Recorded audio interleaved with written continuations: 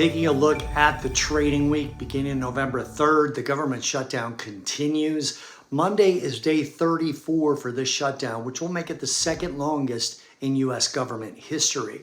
The longest lasted 35 days in 2018 and 19, and it sure seems like we're going to break that record next week. This is the main thing we need to watch, as it's one of the only things in the way for stocks and some commodities, as we have a trade truce with China, we have a rate cut in the books from the Fed, and earnings have been relatively good so far. Now, there's also a long list of central bank speakers for this coming week. We have Bank of Canada Governor Tiff Macklem speaking, San Francisco Fed President Daly, ECB President Christine Lagarde, Fed Governor Michelle Bowman, German Bundesbank President Joachim Nagel, New York Fed President John Williams, Fed Governor Christopher Waller, and likely others that haven't even been published yet.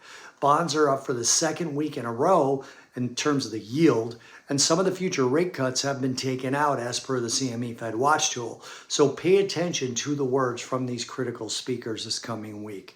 Now, looking ahead, this week is the largest week of Megacap earnings for this quarter in terms of sheer volume, with 796 companies with market caps over $1 billion reporting earnings. And since there are way too many to name, I'll list out some of the most well-known companies. Next week, we get Palantir, AMD, Shopify, Uber, Arista Networks, Qualcomm, ARM Holdings, Spotify, Robinhood, Pfizer, AstraZeneca, Novo Nordisk, Vertex Pharmaceuticals, McDonald's, DoorDash, Airbnb, and Progressive Insurance.